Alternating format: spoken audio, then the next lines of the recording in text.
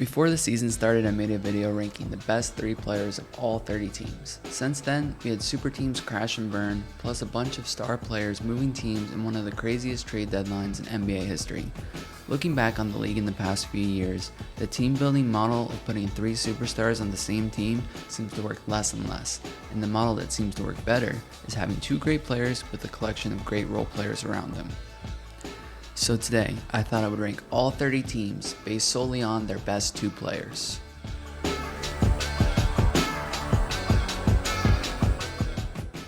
Some rules for this list. I'm only going off of the remainder of this season plus this year's postseason, so injured players who are out for the season won't appear on the list. This isn't also supposed to be like a 2-on-2 tournament, more so the 2 players you would want to start a roster with. Everybody clear? Cool, let's get started. Getting into the list, number 30, we have Jordan Poole and Khris Middleton for the Washington Wizards. You gotta feel for Khris Middleton. The guy's played 11.5 years for Milwaukee, won a championship with them, and then got traded away to the worst team in the league. Jordan Poole's shown flashes and explosive games like he had back in that title run with Golden State, but he still has no business being a team's best player. At number 29, we have PJ Washington and Klay Thompson of the Dallas Mavericks. It's been an incredibly rough last month and a half for Mavericks fans, trading away Luka Doncic and Kyrie Irving getting injured. Anthony Davis may come back this year, but I have a feeling that that's not going to happen, so I didn't put him on this big 2 list, which leaves you with Thompson and Washington. Both solid role players, but obviously the Mavericks aren't going to make a big splash with their top guys not being healthy. Number 28, Lauri Markkanen and Keyonte George for the Utah Jazz. The Jazz have a bunch of guys that could be considered in their top 2. It's March, which means the Jazz are in full-out tank mode, so you never know who you're going to see on a nightly basis. Lauri Markkanen got paid the bag in the offseason, and it seems like he's just not the same guy as he was in previous years. And as for Keyonte George, I love Keyonte George.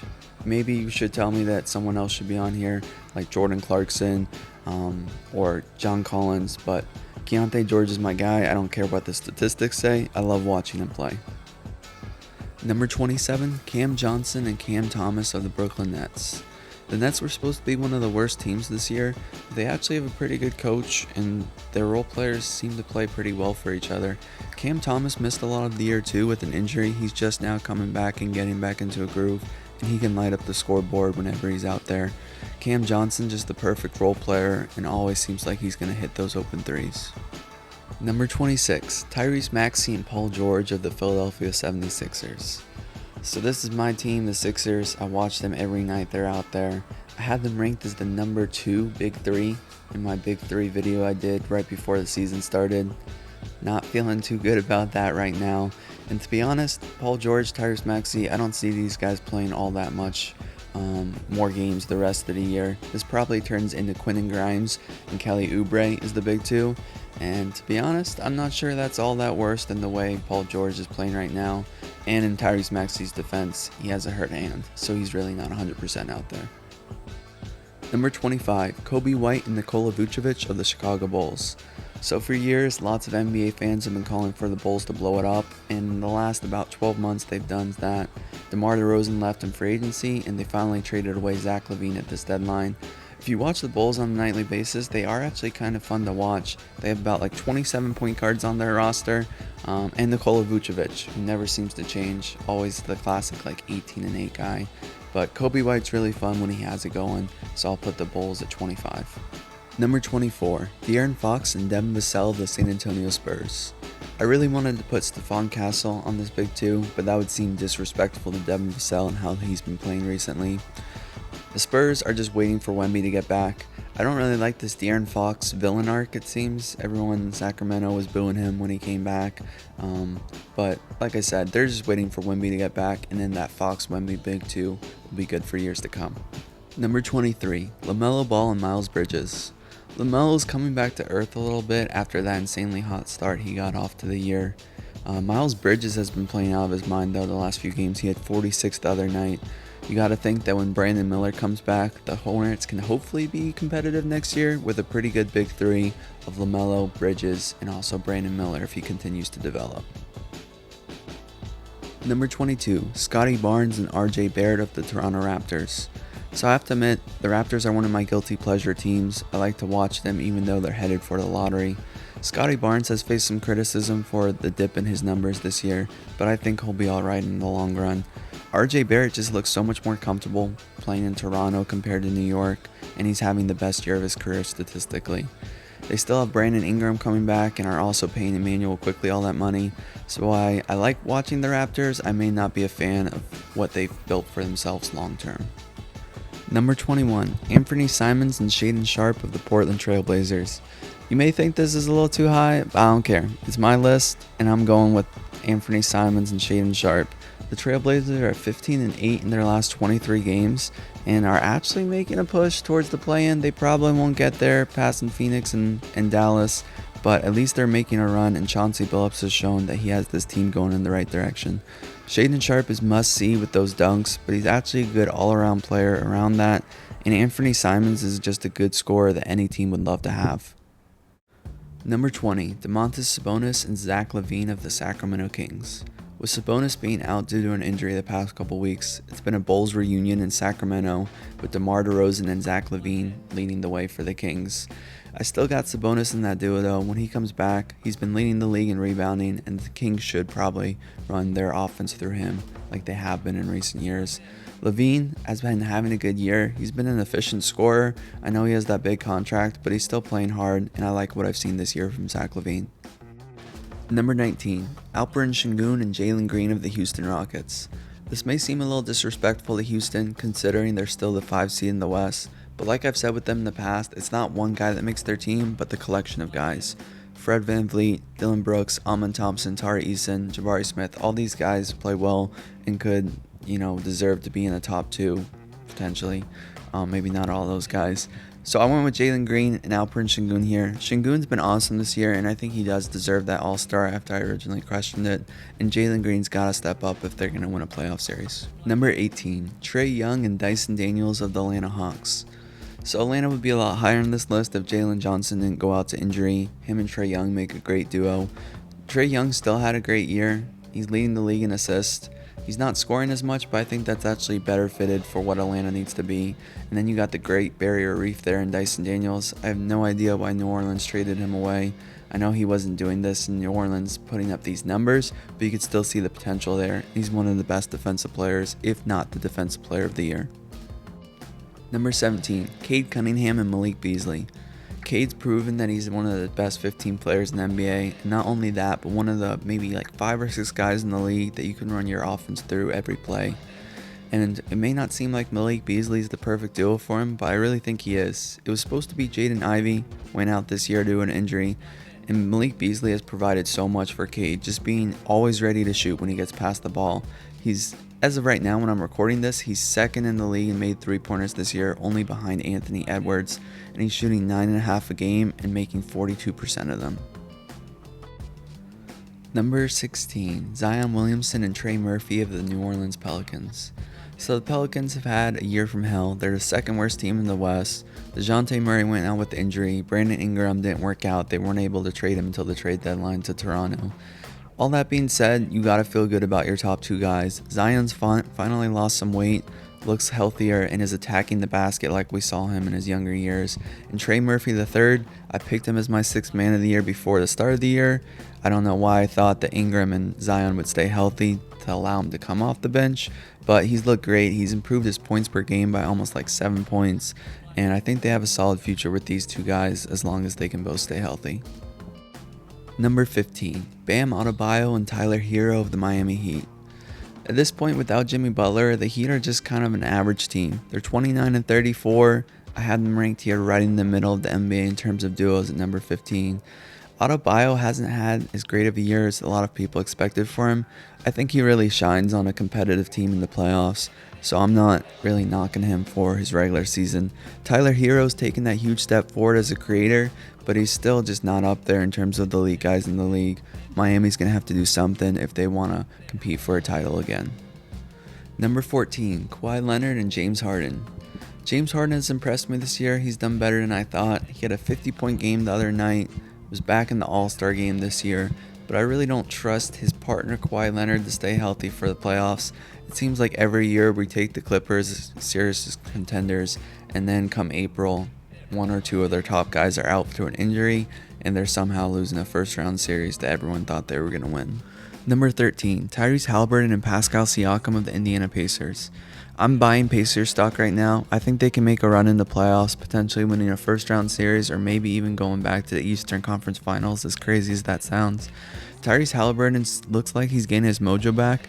It's weird watching Tyrese Haliburton. He either has it or he doesn't, and I feel like he's starting to come back into his groove, playing off that crowd, making big shots. Pascal Siakam, another all-star year for him. I really love the way the Pacers just move the ball as a team and get out and play with pace. Number 12, Anthony Edwards and Julius Randle of the Minnesota Timberwolves. So the Timberwolves are the 7th seed right now. They'd be matched up with a tough first-round matchup, either like OKC, Denver, or the Lakers. But there are some good signs for the Timberwolves. Obviously, you have your superstar in Anthony Edwards, who's playing great this year, and they're 9-0 in the last 9 games that Julius Randle has played. I know it didn't look like a good fit between him and Edwards early on in the year, but maybe Minnesota's finally figuring that out and could make a splash in the playoffs. Number 11, Paolo Banchero and Franz Wagner of the Orlando Magic. Both of these guys missed time this year with an oblique injury, and it just doesn't seem like the right year for Orlando. They need to build a better team around these guys, as neither Franz or Paolo are absolutely great shooters, so they're both more guys that feel more comfortable getting to the rim. And KCP, not the best addition. Jalen Suggs out to injury. It seems like Orlando's a few moves away from opening up the floor for these guys so they can both create in the paint and play to the best of their abilities. Number 10, Ja Morant and Jaren Jackson Jr. I thought this was going to be Ja's year, coming back from injury and showing everyone that he can still be a top 10 guy in this league, but it's actually been Jaren Jackson Jr. that's been the best Grizzly so far. Ja still has those exciting plays, but his numbers aren't quite the same, and he misses a lot of games just due to nagging injuries. Jaren Jackson Jr., however, is still competing for Defensive Player of the Year and has shown improvements in his offensive game, showing he can put up 20 plus points in addition to that great defense. Number 9, Donovan Mitchell and Darius Garland of the Cleveland Cavaliers. Just because they have the best record in the NBA doesn't mean they're the best duo. They may have like one of the best 4 guys, 5 guys, just overall rosters in the NBA. Donovan Mitchell's doing Donovan Mitchell things, but he's trusting his teammates more this year and taking a little bit of a backseat. Darius Garland has been awesome in running that offense. Honestly, you could throw Evan Mobley in here too. Jared Allen's been good, but probably not in that top 2 duo. Cleveland's going to be a fun team to watch in the playoffs, but they're just not quite at that double superstar level that some other teams have. Number 8, Steph Curry and Jimmy Butler of the Golden State Warriors. So things are looking really good right now for the newlyweds, Jimmy Butler and Steph Curry. I don't want to get too hyped on them because we've seen how every single stop that Jimmy Butler has had has ended, and it hasn't been good. But as of right now, things are going great. Steph has been given a whole new energy since Jimmy's arrived. He's averaging 30 plus points per game in the 12 games he's played alongside Butler, and they just seem like everything's cooking right now. We'll see how far Golden State can go in the playoffs. They probably have to get a top 4 or 5 seed to make a deep run, but we'll see what they can do with Jimmy Butler. Number 7, Shai Gilgeous-Alexander and Jalen Williams of the Oklahoma City Thunder. I'll be happy to admit that I'm wrong and I have them too low if Oklahoma City goes on to win the title, which they have a good chance of at least coming out of the West this year. SGA has been the MVP through 3 quarters of the season, but the thing that's holding them back from being a top 5 or even top 3 duo is that we haven't seen them do it in the postseason. They made the second round of the playoffs. SGA had some good games, but there's lots of questions about, can Jalen Williams step up and be that number 2 option in the postseason, and can SGA take it to the next level? Number 6, Giannis Antetokounmpo and Damian Lillard. Damian Lillard has bounced back a little bit from his disappointing first year in Milwaukee. His shooting splits are up a good bit, but his counting stats are pretty much the same as before. Meanwhile, Giannis is putting up another top 5 MVP finish. I think it bears repeating that Giannis hasn't been healthy the last 2 postseasons, leading to first round exits for the Bucks. If you go back to 2 years before that, he put up monster stats, losing to Boston 7 games in the second round, and the year before that, they won the finals. So as long as these 2 guys are healthy in the postseason, Milwaukee will be dangerous. Number 5, Kevin Durant and Devin Booker. Speaking of duos that won't be dangerous in the postseason, the Suns are likely headed towards missing the play-in altogether. Right now they're the 11th seed in the Western Conference, and it looks like we're in the last 20 games or so of the KD era in Phoenix. This is pretty disappointing super team that we're seeing here from the Phoenix Suns. If you go back to that 2023 postseason when they played the Nuggets in the second round, Booker and KD combined for 154 points in those two games 3 and 4 in Phoenix in that second round series. After that point, when they look like they may be the NBA's best duo, they haven't won a playoff game together, and now it's looking like the duo's coming to an end. Number 4, Nikola Jokic and Jamal Murray of the Denver Nuggets. So I still have Jokic as the best player in the world, like most people do, so that's why they're up so high. Kind of compared this duo to OKC, who we have at 7, but the thing that sets Denver apart is we've seen them do it in the postseason. Other than the fact that Jokic is averaging a triple-double, he just put up a 30-20-20 the other night. And Jamal Murray, yes, he's never been an all-star, and he's had some ups and downs in the past couple years, but I trust him to perform in the playoffs, and that's why I value him like an all-star, even if he's never been given that honor. Number 3, Jalen Brunson and Karl-Anthony Towns for the New York Knicks. I've been really impressed with Karl-Anthony Towns this year. I did not think he was going to be this good and that the Knicks would win that trade in such dramatic fashion. Everybody knows what a great three-point shooter he is for a big man, but I've also been so impressed about how he can drive to the hoop. It seems like one of the most unstoppable moves in basketball when you have a 7-foot, 250-pound guy that can handle the ball as well as him. Jalen Brunson, there's not much more to say.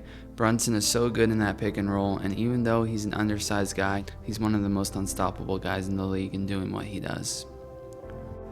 Number 2, Jason Tatum and Jaylen Brown for the defending champion Boston Celtics. These guys are now in their 8th year playing together. They're coming off their first championship last year, and I would have them as the favorites to win the title this year, as long as their guys are healthy come postseason.